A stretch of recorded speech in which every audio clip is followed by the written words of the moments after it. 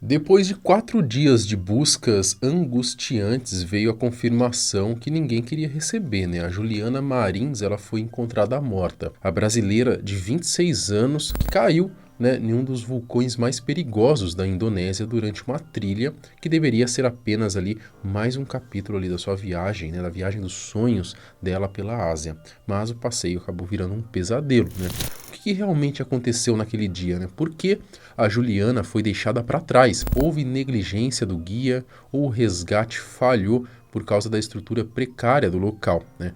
A verdade é que o caso está cercado de dúvidas e versões contraditórias, né? Sofrimento da família e até erro das autoridades na divulgação de informações. E o mais absurdo, né? Esse não foi um caso isolado, não. Mortes já foram registradas nessa mesma trilha antes, e relatos de turistas desistindo ao ver as condições do lugar só aumentam, né? Nesse vídeo você vai entender todos os detalhes do que aconteceu ali com a Juliana, né? Desde o início da viagem até o trágico desfecho. Eu sou o Marcelo Milos e depois da vinheta eu te conto.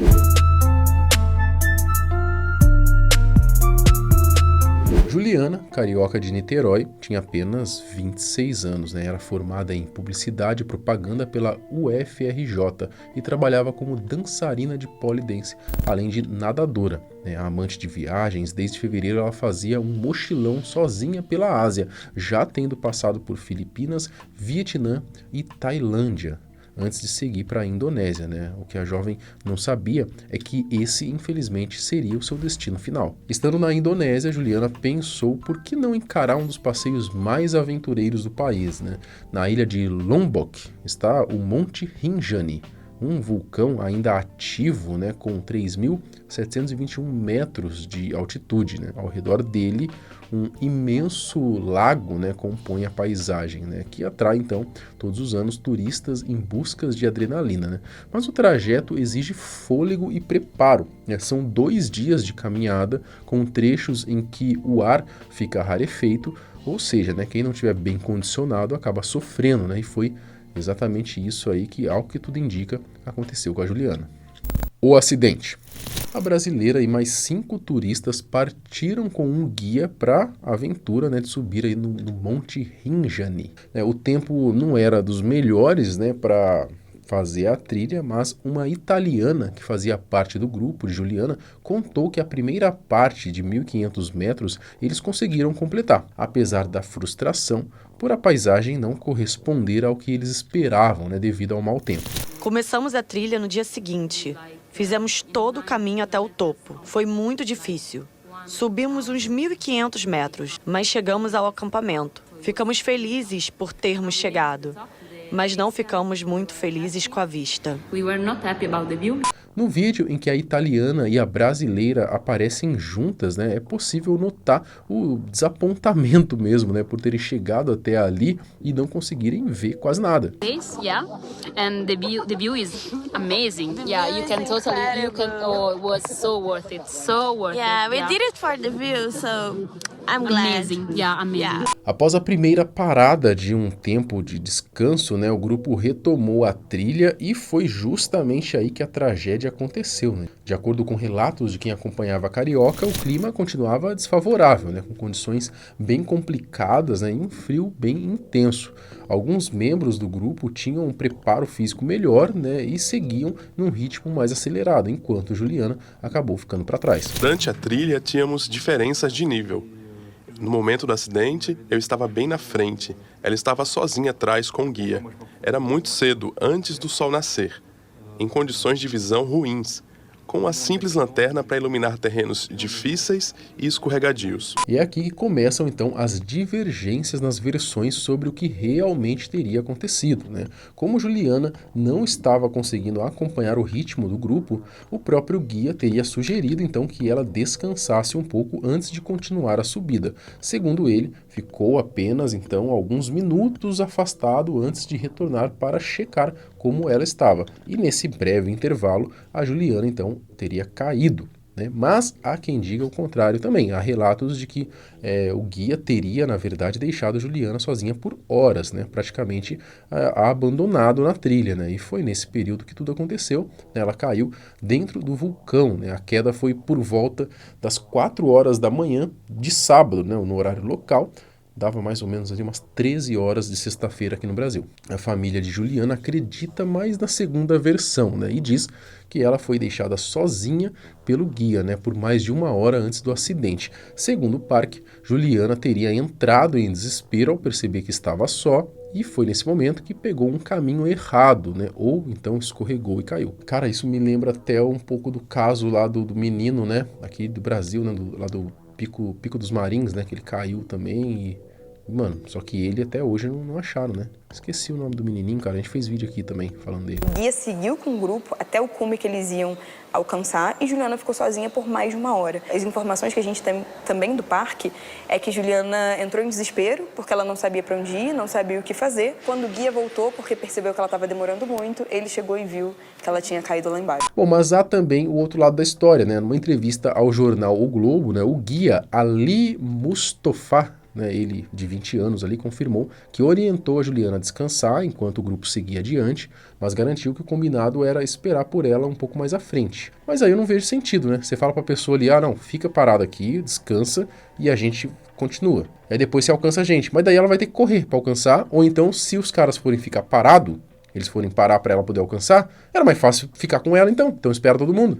Então assim, meio, pra mim foi um pouco de, para não dizer burrice, né, de deixar a menina sozinha, né, que não tem experiência com o local, não conhece o local, vai deixar, não tinha nem que ficar sozinha. A real é essa, não tinha que ficar sozinha, nem que por alguns minutos, né.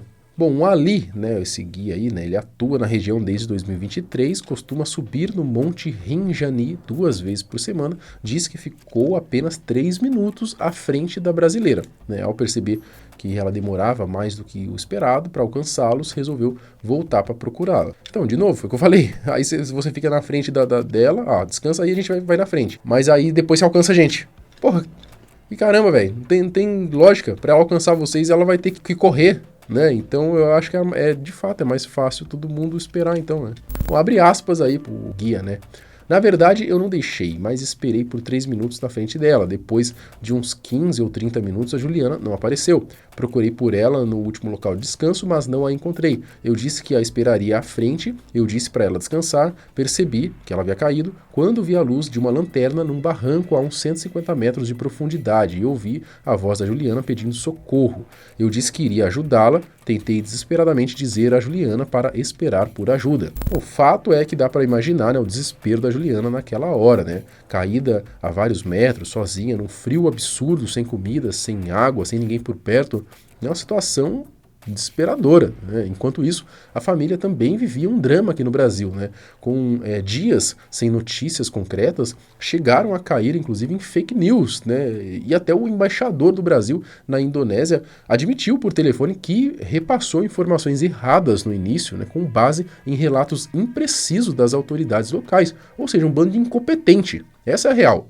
Essa é a real que ninguém quer falar. Um bando de incompetente para pegar a menina. Das autoridades locais mesmo, do governo local, né? Estávamos lá quando o embaixador do Brasil na Indonésia ligou. Nós temos trabalhado junto com as autoridades indonésias. Infelizmente, nem sempre a gente recebeu no início as informações corretas. Foi o que me fez lhe dizer que a equipe de salvamento já tinha chegado a ela ontem. Que soubemos depois que não era verdade. Eu lhe peço desculpas, mas eu passei a informação de boa fé.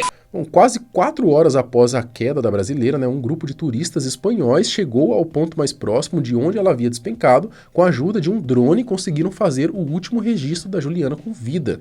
Nas imagens é possível ver que ela já está mal, né? Ela mal conseguia se mover, estava sem blusa, sem óculos. Dá para imaginar, né, o frio ali, a fome, a sede, o desespero naquele momento. Para piorar ainda mais a situação, o clima estava péssimo, né? Com mudanças bruscas em poucas horas, terreno instável e uma distância considerável até o local da queda, né? Tudo isso dificultou demais o resgate, né? Acabou atrasando toda a operação. Com essa demora, a Juliana ia caindo ainda mais, né? Ficando cada vez mais inacessível. Agora, houve falha ou negligência dos responsáveis, né? É difícil dizer, né? De longe parece que poderiam ter agido com mais rapidez, né? O que dá para dizer é que foram 4 dias de pura angústia para todo mundo envolvido, né? O pai da Juliana, coitado, né? Tentava ir até a Indonésia para acompanhar de perto ali as buscas, mas por causa da guerra teve que aguardar em Portugal. O seu voo precisava passar por Doha, né? E com conflito, né? Isso acabou impedindo a viagem.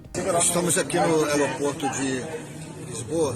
Infelizmente, sabemos que o espaço aéreo do Catar, de Doha, o Catar foi fechado. E nosso voo, obrigatoriamente, passa por Doha. Não sei o que vai ser. A angústia só teve fim na terça-feira, quando a própria família confirmou a pior notícia, né, a morte de Juliana. O comunicado foi feito por meio de uma página criada exclusivamente para compartilhar atualizações sobre o caso e que, infelizmente, acabou sendo usada para anunciar esse desfecho doloroso. No 4º dia de buscas, a equipe de resgate conseguiu montar um acampamento avançado próximo de onde Juliana estava, dentro do Parque Nacional. Foi só então, depois de muito esforço, que conseguiram finalmente alcançar a jovem. E agora começam a surgir relatos de pessoas que chegaram a comprar tudo para fazer o passeio pelo Monte Rinjani, enfim, mas desistiram, né, ao se deparar com a realidade do local. Foi o caso do militar aí, Vinícius, né, que contou ao UOL que, ao ver de perto a infraestrutura precária da trilha, preferiu abrir mão da aventura. Eu notei uma falta de segurança muito grande em diversos dos passeios que eu fiz na Indonésia, né? Tem uma certa insegurança, justamente por faltar ali equipamentos com os guias, ser uma viagem, uma escalada muito difícil, né? Que demanda aí cerca de 2 dias de estadias nesse vulcão, né? Então, toda essa junção assim, de fatores, principalmente atrelados à questão da segurança, culminou para que eu desistisse. Vale destacar aqui também que em menos, né, de 5 anos, mais ou menos 5 anos aí, já foram registradas cerca de 8 mortes nesse mesmo vulcão. Então, olhando por esse lado, talvez não seja exatamente uma boa ideia você ir se aventurar por lá. Então fica anotado aí, não ir para onde tem vulcão e não viajar de balão, tá? E não ir para alguma área de guerra também. Então, comenta aqui o que você achou desse caso aí, se foi competência mesmo do governo local, das autoridades locais em resgatar a menina, né? 4 dias, pô, sabendo ali mais ou menos onde ela tava, né? Complicado. Até o próximo vídeo. Tchau.